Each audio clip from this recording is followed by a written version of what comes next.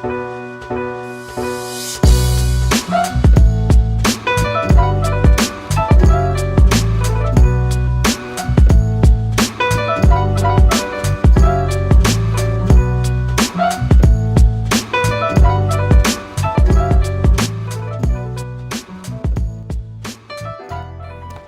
everyone, thank you for coming to LCC Outside. Today our event is called Tomorrow's Fashion Business and What to Expect, and our guest is... Arnoldas Remeika. He is a fashion analyst. Arnoldas is a fashion analyst with diverse experience in the fashion business. He is currently developing an educational project, Understanding Fashion, and is a co-founder of the Fashion Business Institute. He is a lecturer, writer for Bomber's Fashion blog, advisor of local fashion entrepreneurs, and has worked as an executive editor at Lithuania, Lithuanian's only fashion magazine. Basically, he is a well of great fashion ideas, and we are excited to hear from him about the present and the future of the fashion business world. Give it up for Arnoldas, ladies and gentlemen. Again. Thank you. So Arnoldas, at what point did you decide to pursue a career in fashion? First of all, I want to thank LCC for giving me that opportunity. It's not the first time I speak in front of LCC community.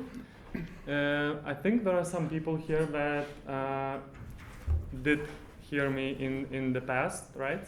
Yes. But I might repeat some things. So, and I'm so glad there are so many people here. Like I expected my 15, chill, relax. Okay. So the question, it's a really good question. I have never pursued a career in fashion. It just happened. I graduated from LCC with a degree in English language and literature. I don't know why. That's fine. It helps. Yes, because English is a universal language, and it helped me throughout my career in different positions, be it a journalist, be it a consultant, be it a sales manager for local fashion brands abroad, and even in my career as editor, English helped me a lot as well. Even though it was a French magazine, but yeah, okay, English helped. So, and later, I worked in public relations, and then I ended up doing masters in political science and diplomacy. So where's fashion? I don't know. But somehow fashion just came along, and I received a proposal, a job offer. I was kind of headhunted, and it was a proposal I was not able to say no to. And that's how I ended up with one of the greatest fashion brands in Lithuania. Unfortunately, this brand is no longer in markets. It closed down, I think, in June this year. Thanks God I was not part of that brand when it decided to close down. I left several years ago. But it was a great experience, and that was the start of my career in fashion, if you call that a career. If I talk too much, just stop me. Everything's fine. Yeah, and I was doing international development and sales for that brand. So everything, all interests of the brand abroad, not in Lithuania, not in the local market. This is what I was responsible for. And later, I started to consult smaller independent brands on strategy and communication and marketing and pricing and production, and yeah, and then I quit my job for the brand, and I started my own fashion project then, which I can talk about later maybe, and. Yeah, so this is just happened.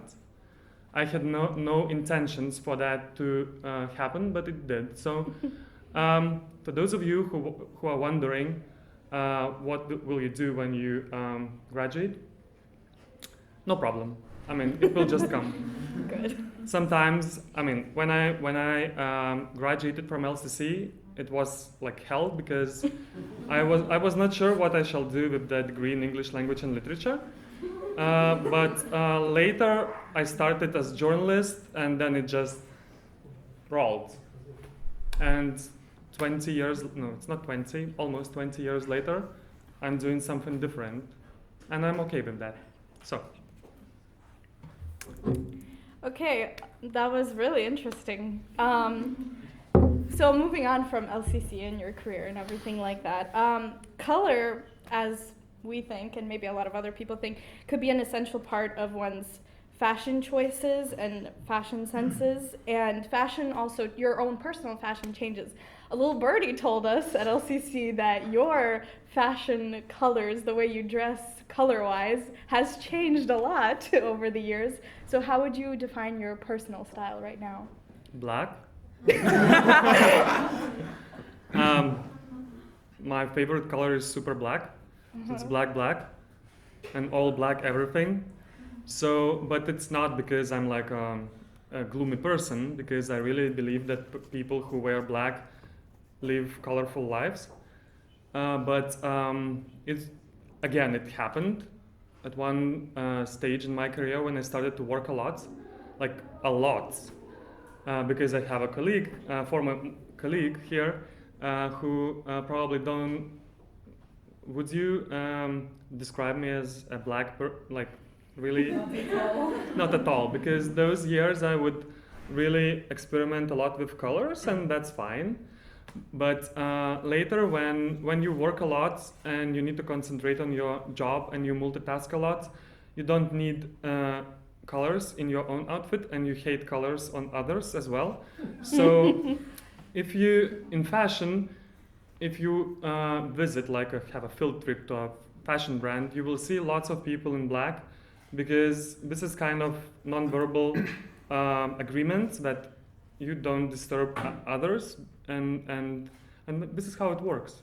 So it's not a choice, it's a practical choice. And is also, like in our climates, would you want to wear lots of white? No, it's not practical at all. Like a jacket, white jacket, it's not a climate for the white, for the lighter things. So it's practical. But yes, I know the birdie. Probably I can guess who that is. And yes, in those days when I was still a student at LCC, I would love to dye my hair in, I don't know, blonde, and then wear orange combo and white Dr. Martens, anything, you name it. I would shave my head, But this is when you experiment with your identity. And this is the best time when you are young to experiment with that. This is when you explore fast fashion, because it's fashionable, it's cheap. You can do that now. I mean, nowadays we would not be able to do that, so we experimented in lots of different ways, shaving one's head. No, why not? Yeah, so. Speaking of finding your personal style, how did you find the man you are today in the fashion industry? Okay, do I get it right? It's about my personal style, or about me and my place in the fashion industry? You as a person, how did you find yourself as a person in the fashion industry? It's an interesting question.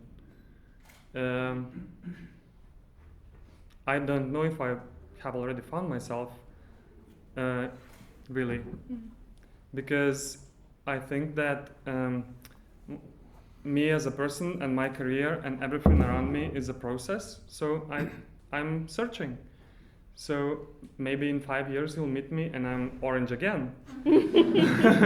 And maybe I'm doing something else. I mean, fashion is not the final destination. I mean, I'm good at fashion, really. But I think that I'm interested in so many different things that maybe someday I will choose to do something different. I love public relations, and I've been doing public relations a lot. And I love being an artistic director for projects, and I love it a lot. I love interiors. So, I don't know. I'm in the process. Fashion is not my final stop, I believe. And sometimes I'm bored of fashion really. It's a tough business. And if you really, if you are doing it right, if you are doing it as your profession and as your occupation and your main job, not just a hobby, then it's hard. It requires a lot of energy, and sometimes we have stereotypes about fashion that it's, selling, tires is, yeah, that's great. Selling fashion, come on, you're not serious, right? It's a serious business, and its annual turnover is 3 trillion euros. Like, really. Sneaker markets alone, last year it accounted for 90 billion euros. Lithuanian budget is 43, I believe, billion. So, wow, that's a lot. Yeah, a budget of a country annual. So it's a huge market, and it's huge business, and it's has its own challenges, and lots of people are exhausted in fashion, really. Lots of people quit fashion because they want to go to countryside and grow chicken and apples, I don't know. This is a really common decision. So yeah, when I'm bored, I move on. Also, we know that you're running some platforms and like Bombers, as an example. One of our students asked, how do you promote yourself? How influencers can better promote themselves on their platform? So platform can be YouTube or Instagram or anything like that. Yeah, it's a good question. Nowadays, social media is the main platform I use, and many people around me use to promote themselves and promote the products we do, the services we sell, and build the brand awareness, build the identity and image and reputation. So yes, and it's interesting time to live, because like Bombers, you mentioned my channel, Facebook, its weekly reaches about 20,000 people weekly, and around 1,500 engagement. Whereas fashion magazine I worked for, Lithuania, its monthly circulation is 11,000. So nowadays a person with a personal channel can be more influential, than an entire magazine with a team of people. And I don't know if, you all know Kylie Jenner. Yeah, I don't like her as well. But 150 million followers on Instagram make huge difference for her business. She's the youngest billionaire in history of humanity, beating Michael Zuckerberg from Facebook with $1 billion last year. Wow. On her products alone, and she makes $1 million in an Instagram story alone. So it's interesting times we live in. But I don't sell online. I do promotion online, and it's different. I do grow my reputation and brand awareness, and this is how then I can move on with products I sell. And recently I moved into a totally new area for me, because I used to be backstage a lot for many brands, but now I'm front end with my own product. I launched a mini collection of men's coats, and we had a launch event yesterday in Klaipėda. And so it's a new experience, and I don't think it would have been possible without me being an internet person I am. So yeah, I don't know if I answered the question. So you mentioned before how you were kind of a jack of all trades. You were a journalist, a lecturer, a fashion designer. Could you tell us a bit? I'm not a designer. Okay, fashion. I will explain on that, okay? Okay, fashion personality. Yeah. Could you tell us a bit more about your journalist days in England? Okay. That's an interesting question because I think it's a birdie again, right? Mm-hmm. It is. They have spies. We have a lot of birdies.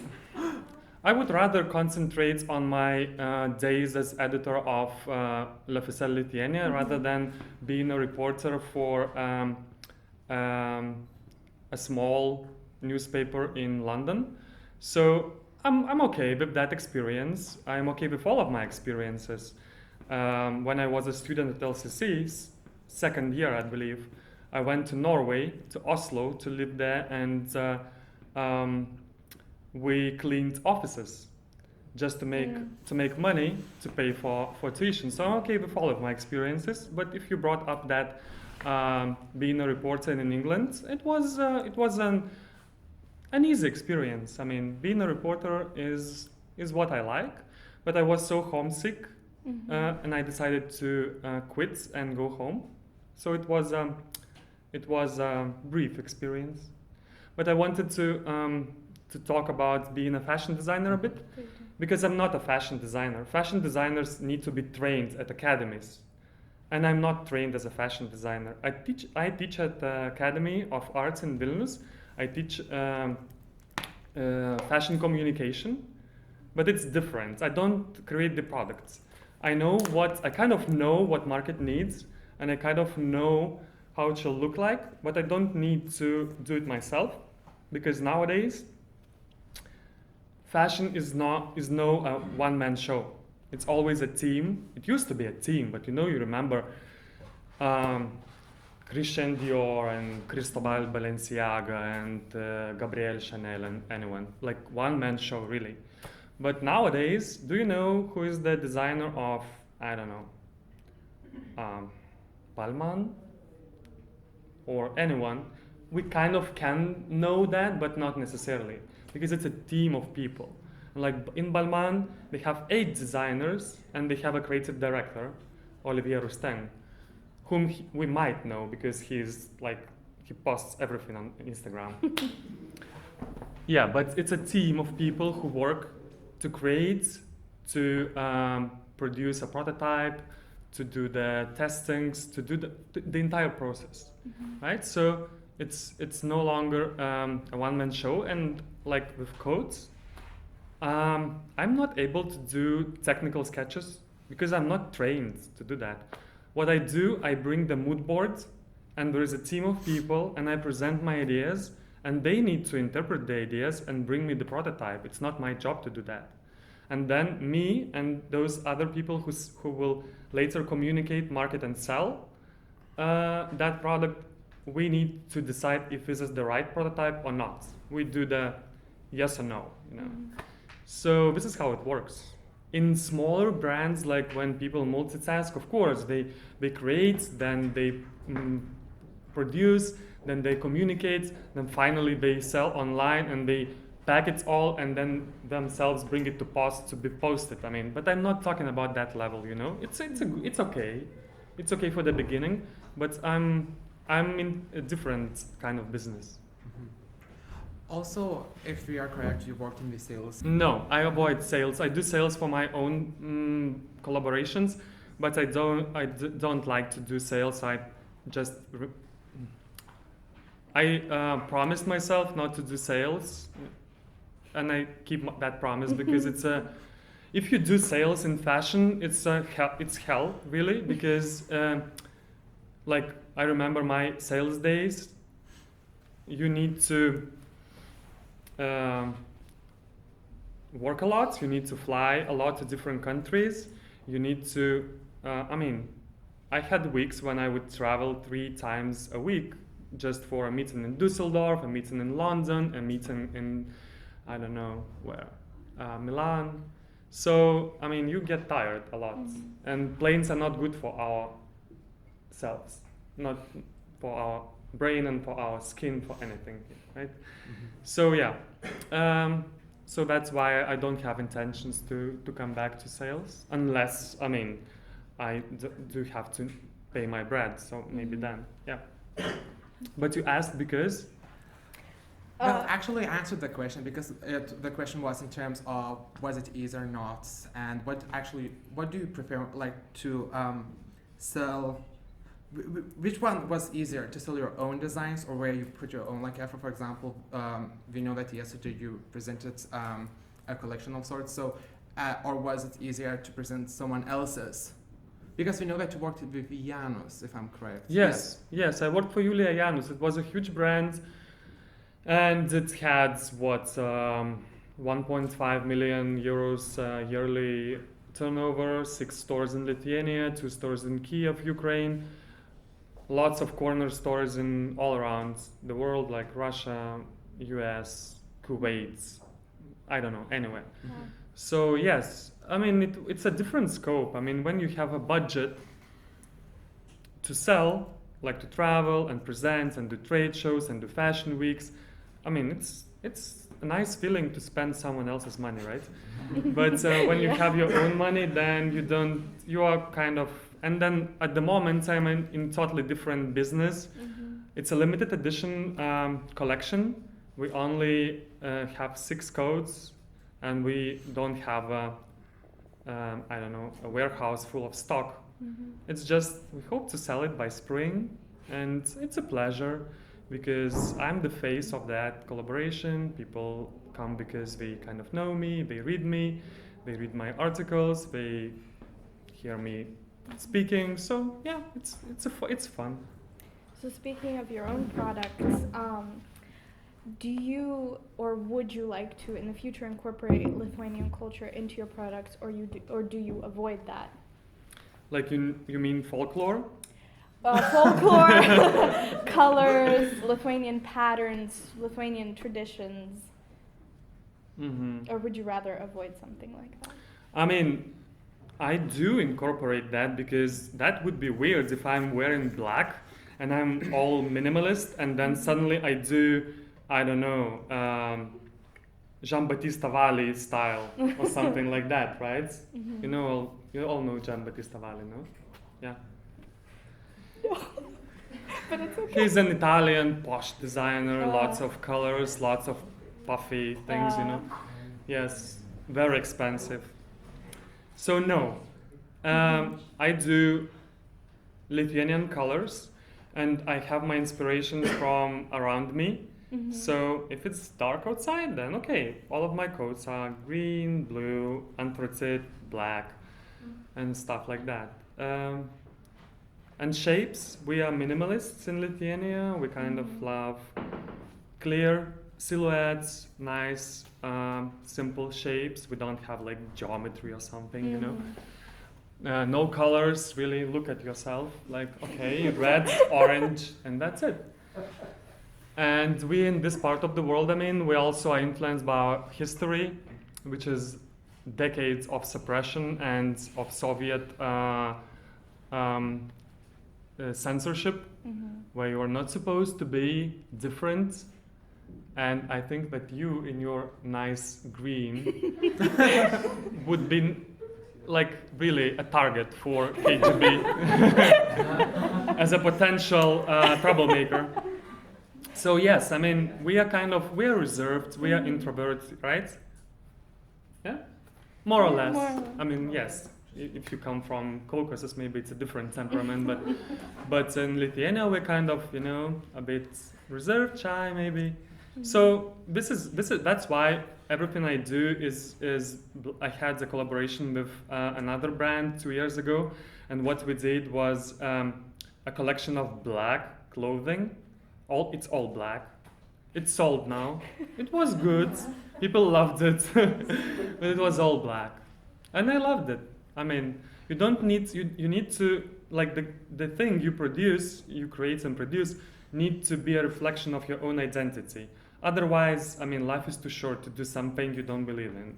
So I receive different kinds of proposals, and I sometimes say no because, I mean, I don't need to do everything. So I do what I believe in.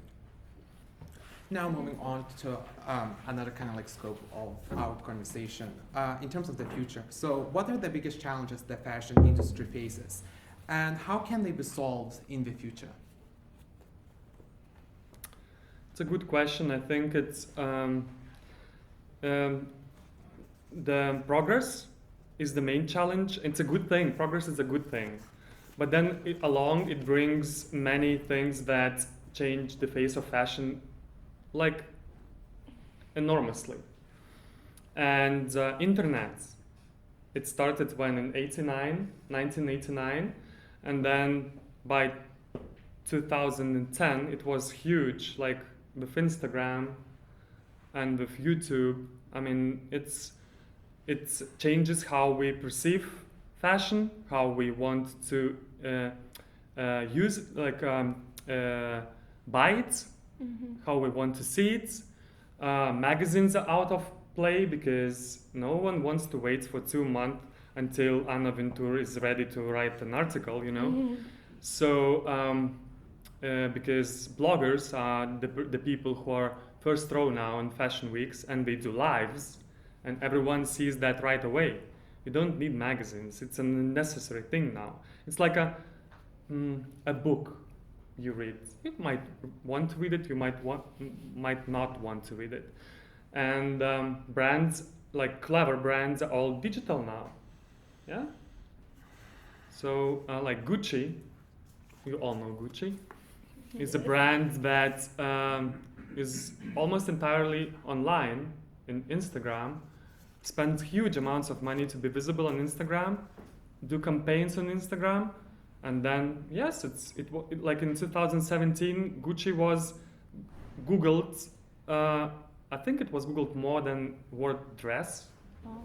So yeah, it tells a lot. And then the progress. I mean, nowadays we have subots, like robots that sew, and they can produce. It's not good news for Bangladesh. I mean, really, it's a fast fashion that uses Bangladesh and Madagascar and things like that to produce, but then people live on that. I mean, they receive like, 62 euros a month average in Bangladesh, but they feed the families out of that. And now we have subots.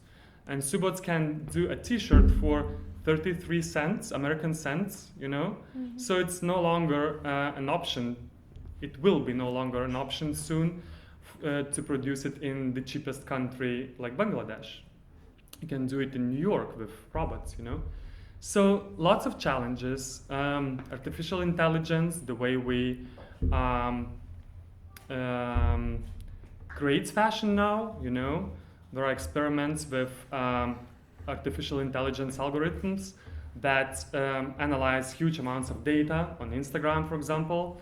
They track you basically, and then we don't need trend forecasters. Like people like trend forecasters, they are not needed any longer. I mean, they are not here, so we can talk about that. Yes, I mean, because algorithm can do it better. I mean, do we still need designers? Yes, because designers are those who interpret, and machines cannot interpret. I mean, not yet. But maybe in the future they can also be taught to interpret data and most popular designs, bestsellers, and based on that do something new. And they had, like Zalando and Google did an experiment a couple of years ago. They taught an algorithm with thousands of styles, just put it in the data, and then they let the algorithm create new things, like new designs for fashion. Some were ugly, but some were great, really. Random designs, totally. No human involvement. So I don't know where it brings us, because lots of challenges, lots of opportunities, but I mean, even in sales of fashion, no one needs trade shows any longer. Like trade shows like Who's Next, they're empty now. I was there several times 5 years ago. Good place to be, good place to sell, no longer, because we have virtual showrooms now. Like designers make 360-degree, videos of the of the products, and then you don't need to travel to Paris from Asia or Canada or anywhere. You can buy styles in virtual showrooms. So it's changing. And these are just several examples I'm giving. Now moving to a bit more like grimmer side of the fashion industry. So there has been some of a research on the fashion industry in terms. Yes. So, and some report says that fashion industry is responsible for 1.7 million tons of CO2 emissions. To start the discussion on such matter, first of all, I want to ask, what do you think about thrift stores and reusable clothes? Oh, I'm fine with that. I mean, I will visit stores like that, and when I have time. Mm-hmm. And like Humana, for example, it's okay. I'm staying in hotel now, which faces Humana, and I think I will go there tomorrow when I have time, because nowadays it's no longer a stigma. It's already something sexy even, and I'm glad it is, because we are used to mix and match, like the concept when you take a Burberry trench for 1,500 euros and mix it with something you find in Humana, and mix it with something you found in your grandma's wardrobe, and then it's a nice outfit altogether.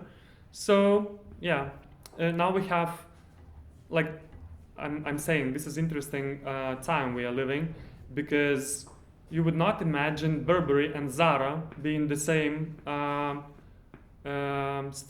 shopping street 10 years ago, and now they are neighbors on that same street because they are targeting the same person.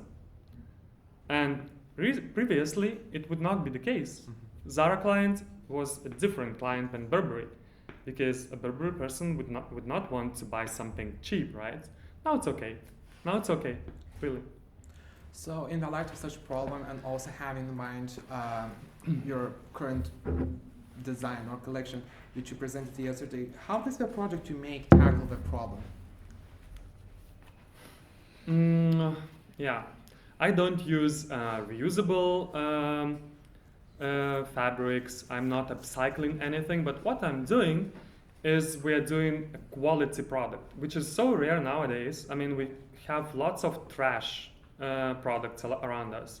And when I go to shopping center like Acropolis, for example, and when I go to any store that sells men's fashion, and I just turn any product up, like inside up, I check the insides of a coat, trousers, anything. It's ugly. It's done, like, I don't know, by people who just don't care because they are not paid for that, because huge brands like Inditex that owns Zara, for example, or Bershka and Mango, they don't want to spend lots of money on quality. And that's why we buy, and then fabrics as well. Fabrics are like tragedy, really. So you buy 5 pairs of jeans a year, probably Zara. And I checked, and Zara jeans, like basic really, cost 29 euros, Klaipėda, Acropolis. But then you need to make a choice if you're wearing like Zara pants, which is okay. When you are young, fast fashion is a solution, really, because you want to look good, and you don't need that quality because fashion come and fashion go. So, but you decide if you want to spend 100 euros on 5 pairs of Zara jeans or 100 euros on a pair of quality jeans. Like the jeans I'm wearing at the moment cost 200 euros. Produced by, nothing special, produced by One Wolf, a Latvian brand, independent brand. But I know where the fabric comes from. I know that they do it in Riga. They pay decent salaries to the people. They pay taxes. I mean, it's all quality all around. In all processes they do, it's all about quality. Same with me. I mean, the coats I'm producing is what, 300 euros?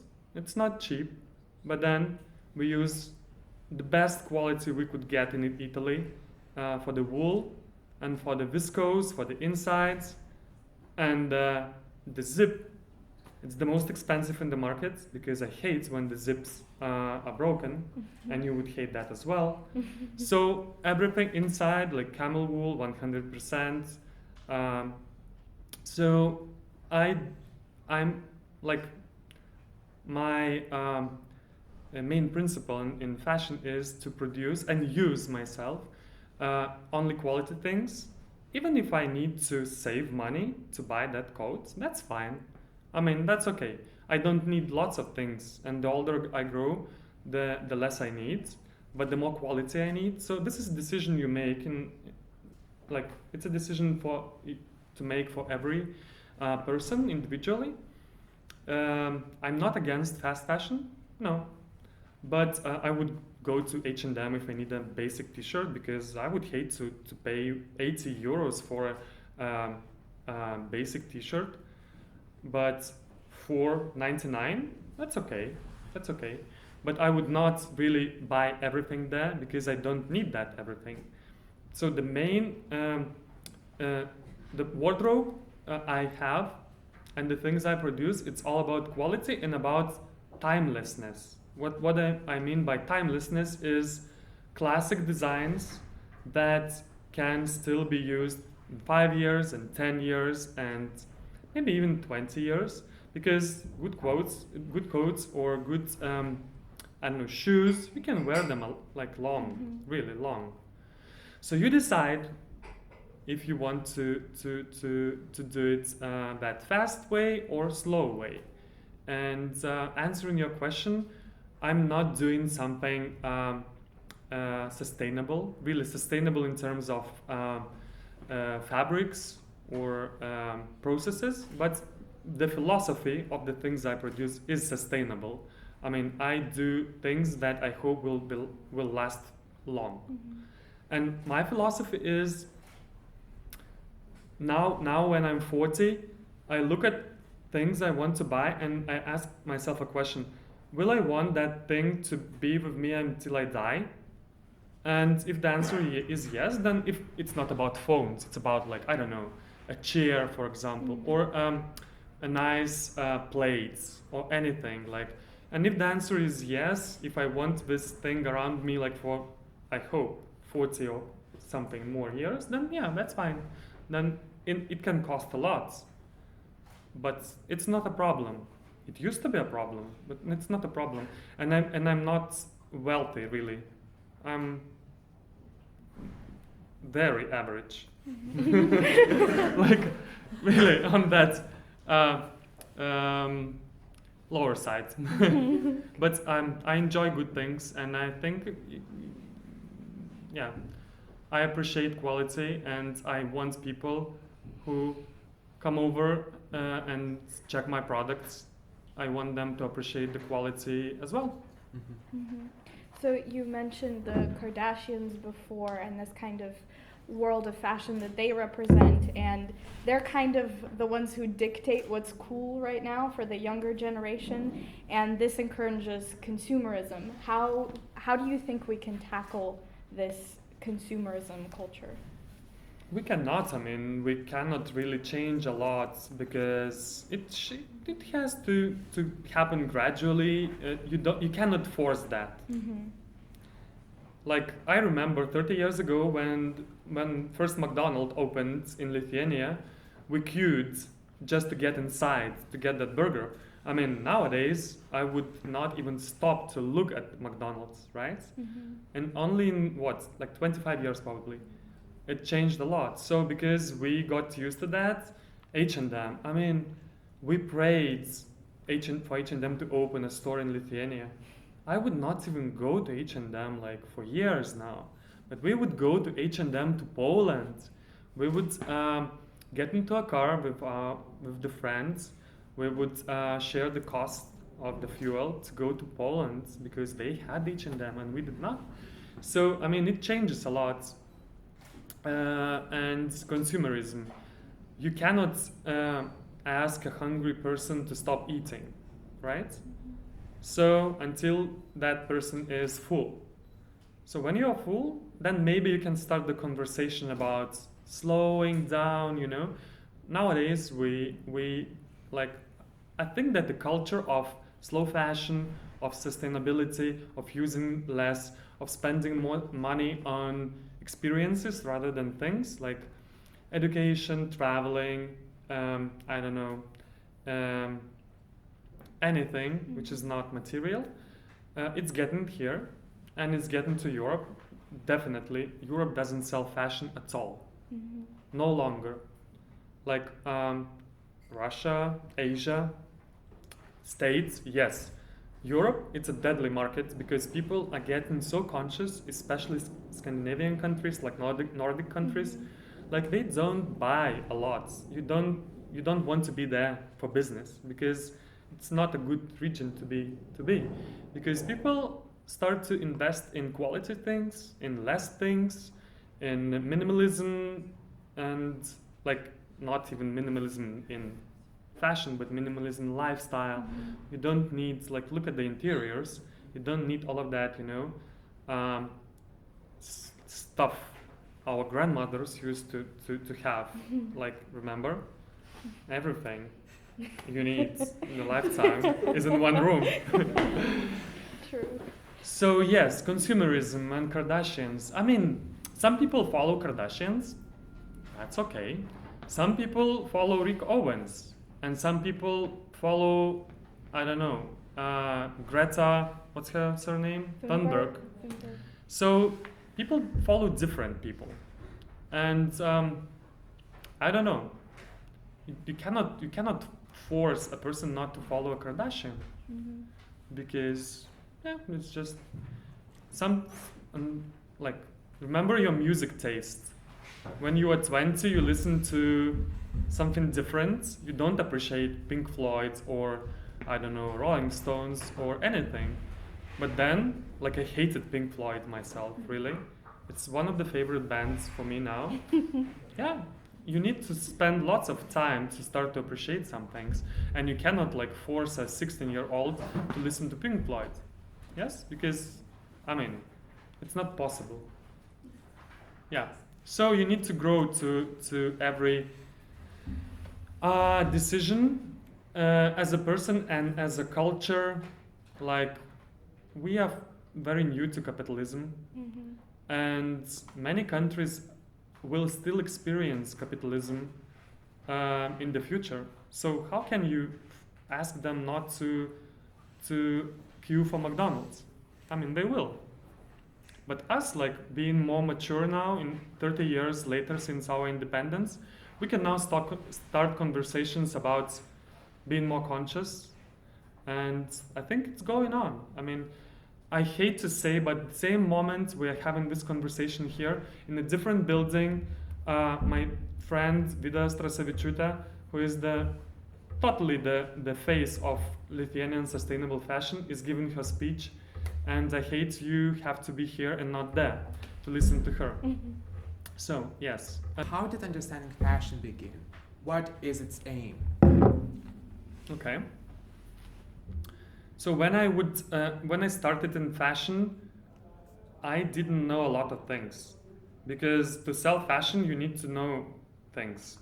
It's not like selling, I don't know, phones or watches or glasses. It's different because you are selling things people don't need. Really, because I was working with premium and luxury, and I mean, you need to, like, with fast fashion, people kind of can afford it and they are okay. This product does not need a lot of promotion, but with premium, you need to make people believe they want the thing. So, and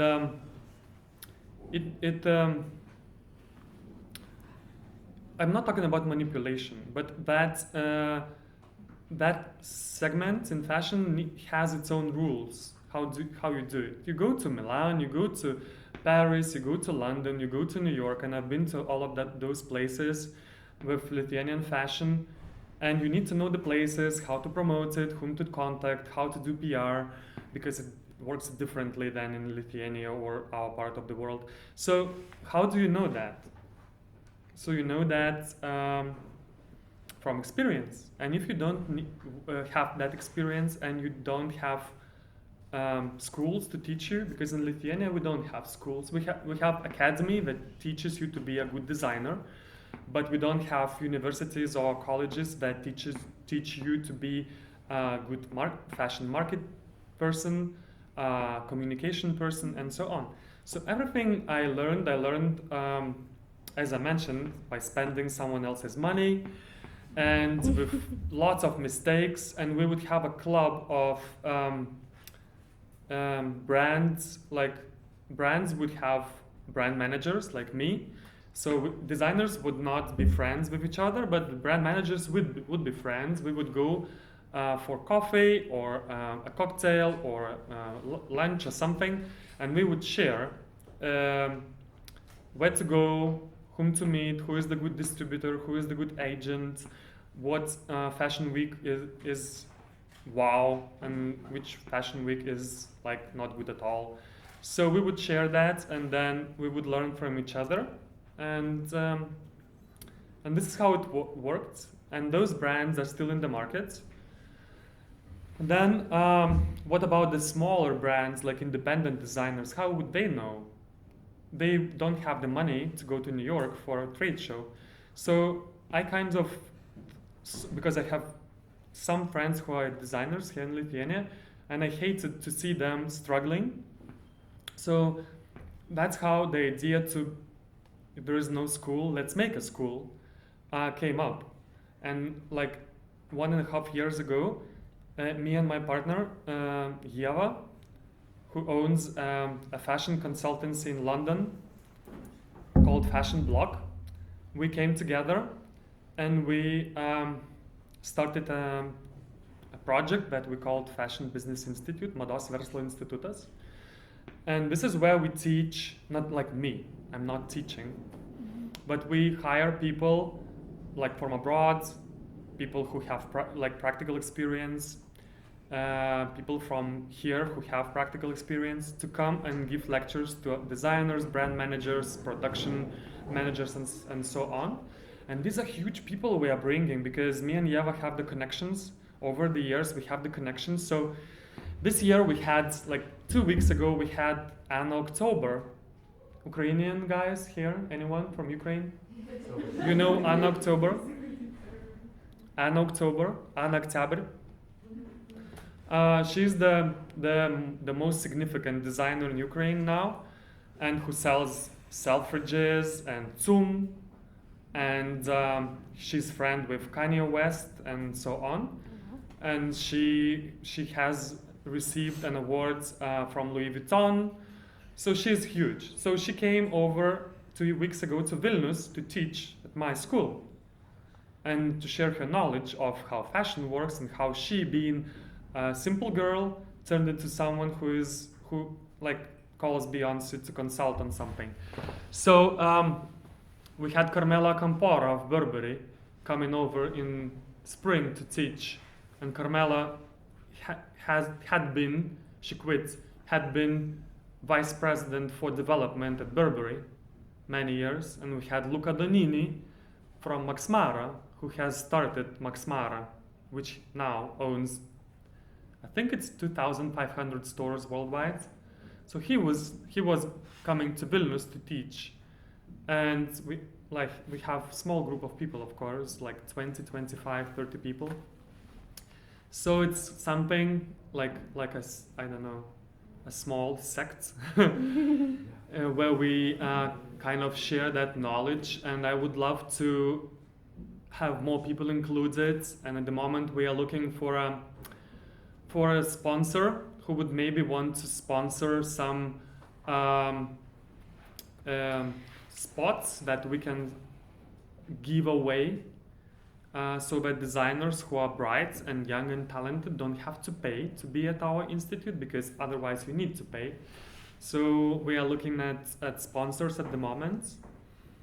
So this is how it started, and this is how it works now. And we think to grow, maybe for the Baltics, I don't know. I mean, at the moment we're still testing that model in Lithuania, and it works. So, yeah. And then Understanding Fashion is the umbrella. My company is called Understanding Fashion, Suprasti, madą. And under that, we have the institute, we have courses for designers where we don't teach business, but we teach design, because our designers are trained at academies, but they still don't have international experience. They don't know what market needs. They're not familiar with innovation. So a month ago, I had a designer. She's from Klaipėda, a Lithuanian girl who moved to Milan many years ago, and she studied at Madą, which is one of the best schools in the world for fashion design. And she now works for Emilio Pucci and Max Mara as a designer. So the dresses, the coats they sell at Max Mara, probably it's Maria's design. So she came to Vilnius as well to teach our designers, not about business, because I don't think she knows about business, but she knows a lot about design. So this is what we do at our Understanding Fashion project as well. Yeah, and I used to do more lecturing about fashion communication, but I quit because I don't think I have the energy and time. So sometimes I do pro bono motivational speeches. Like a couple of weeks ago, I spoke in Vilnius and Kaunas at the educational fair, encouraging people to study anything, maybe fashion, but basically anything, just to have a exposure to a bigger picture. So yeah, sometimes I do lecture myself, but I have a break now from that. If there's someone from the audience or somebody who's watching this who would want to join a company, maybe not yours, but something like yours, what skills would you advise them to have beforehand? Or what training would be useful, or maybe no skills at all? No skills at all is not a good strategy. You need a lot of skills, and if you don't have particular skills in fashion business, that's a problem, but not the main problem, because I think in fashion, if you're not a designer, but if you are working with marketing and sales, and pushing the brand forward, you need to be very good at communications, personal communications. You need to be a good listener. You need to be a good diplomat. You have to have excellent negotiation skills, because in fashion, the better negotiator wins. The same as I mentioned, I have a master's degree from Institute of Political Science and Diplomacy, and I think it helps. English helps back from LCC with bachelor, but that diplomacy thing, I think it helped as well. So, but yeah, the main thing is to be to multitask. I hate to say that, because I know that people who multitask live shorter lives. But yes. I mean, it's a scientific studies made. I mean, 10 years at least. But that's why I try multitask less. I have 2 assistants now who help me. Yes, but basically you need to be ready to multitask a lot, at least at the beginning of your career in fashion. What else? You need to love to travel, because even if it's local, look, for example, today I'm in Klaipėda, next week I'm in Kaunas for coats again, and then in the middle of the week I will go somewhere else, and London at the end of the month. So basically you need to be ready to travel, and if you sell actively and negotiate actively, then you need to travel a lot, and I started to hate that. That's why I quit, because I mean, it's living in hotels is fun, and I love living in hotels, really, I do. But when you spend more times in hotels than your own apartment you pay a mortgage for, I don't think it's a good thing. So yes, so this is mainly, and you need to love fashion really, and you need to understand that fashion is not about glamour and not about likes on Instagram. It's about hard work, and yeah, it's about hours after your work. I mean, in all positions I worked in fashion, even as an editor of L'Officiel Lithuania, I would be the first, like really a movies, like the movies they show it, right? You would come first and then you leave last. And then all taxi drivers would know me because I would be the only one calling taxi in the middle of the night to get home. So be ready for that, and it's exhausting. Even like people who work for huge brands and global brands, and we have designers from Lithuania. Unfortunately, we don't speak about them in Lithuania, but we have them. People who work for Givenchy and Malman and Max Mara, Lithuanians. They would say horrible stories about how they do 40 sketches a day after day after day after day, like 40 sketches. Emilio Pucci, for example, that girl from Milan, she told me in an interview that this is how it works. I mean, you don't have time to go observe people, to think what maybe people need, but you just spend it in the office sketching all the time as a designer. As a salesperson, what do? You spend it at the office as well. So, yeah, it's fun, but it's exhausting at times. So that's why many people quit fashion and, I don't know, yeah, go to countryside. So I have a very silly question. What is the word you would love for the fashion industry to stop using? Yeah, I think it's fast. It's a adjective, right? Adjective. Fast, because I think yeah, we are totally overusing.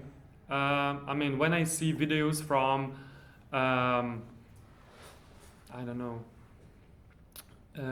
Boxing Day. You know what Boxing Day is? In England, for example, where people fight to get in the store 5 in the morning because this is the day when the huge discounts are on, and they totally like beat each other just to get the pair of, I don't know, Rick Owens shoes, you know, or Rihanna swimsuit. I think it's already something not normal, and I think that yeah, we're kind of, consumerism brought us to the point we need to overthink that, and fast fashion really did huge harm to how the fashion cycle works, because like I mentioned, Balenciaga, for example, he died 40 years ago already, even though the brand continues. But his days, fashion cycle would just be what, 2 collections a year, spring, summer, and fall, winter. Now Balenciaga alone has 11 collections a year, because you have a pre-collection, you have a cruise collection, you have a Christmas capsule, and so on and so on. You have drops, you have capsules and drops, you know. So each week you drop something, because people don't want to wait until the new collection arrives, because I mean it's boring. You have Instagram, and Instagram, it changes constantly. So why shouldn't it be changing at the stores as well? So it's a cycle, you know. It's you scroll, you then want that thing right away, don't want to wait, and it's just getting out of control. I mean, you know that we scroll 91 meters of Facebook a day. It's scary, right? I'm not surprised. I mean, each week you receive screen time from Facebook. Like, yeah, I don't want to say what my screen time is, because it's, I mean, I would want to make, like, to reduce it a lot. So yes, I think fast is the word that is dangerous and that needs to be overthought, because with progress it will be getting faster, so we need already to start thinking how we will tackle that, because they say that in the 20 years to come, humanity will experience the progress that, like the same kind of progress that happened throughout 200,000 years. I mean, I don't know how much is that exactly, but a lot, right? So we will see things that will scare us in the future, I think, with the progress. It will get faster and faster. You know, Topshop, the international brand, but probably when you go to London, you see Topshops everywhere. So they have 400 products added to the e-shop each week, you know, 400 each week. Someone has to design that, someone has to prototype that, someone has to sketch that, someone has to produce that, and then it takes Zara 14 days from stealing the design from the podium to bring it to the warehouse in Lithuania or anywhere, like tallest, like the country that is very far away. So 14 days, like it's scary, right? Because how many stages have the product has to go through? Like, don't remember marketing.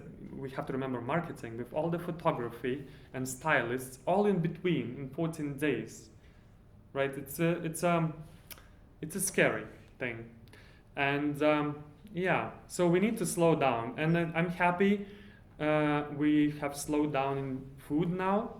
I mean, even McDonald's have slower options, like I don't know. Not necessarily burgers, but something healthier things. So I think that we will have healthier options in fashion as well, and slow fashion, timeless fashion, upcycled fashion is going to be huge. And they say that second-hand market will grow like tremendously in the years to come. Fashion rents will grow tremendously as well. And those of you who are Lithuanians, you know Rent Boutique. It's a boutique that, I don't know if we have it in Klaipėda, but in Vilnius we have it, and now we sell it as a franchise to abroad because it's so good. You can hire, you can rent a dress, a suit, anything like a tuxedo, for a fraction of its original price, and you get it for a couple of days, and then you get it back. I mean, why would I want to have a costume? Because I would only use it like a white tie, for example. How many times lifetime? Like 3. So why would I need to have it in my closet? I don't need that. So this is like I think this is the future. That will be an option for fast, like an alternative for fast fashion. Will fast fashion still be there? Yes, because younger people who don't have money, who live on their parents' pocket money, and still want to look nice when they go dating. I mean, this is I have a nephew who is 17. I mean, come on. He goes to Zara for best designs, and that's fine. I mean, when he is 40, maybe he buys a coat someone will design, which is quality and timeless, but at the moment he is okay with Zara. Okay. Last crucially important question that we have to ask you is leather or lace? Okay. I knew the question will come up, so I think that I will answer it short. In the world of lace and glamour and Kim Kardashian and stuff like that and people like that, I prefer old, good, old-fashioned leather jacket. So, yeah. Those of you who are Lithuanians or Russians, Koja is the concept, so yes. Please have one. So the time is up, and for conclusion, we would like to express our gratitude for being here for us today, and give it up for Arnoldas for last time.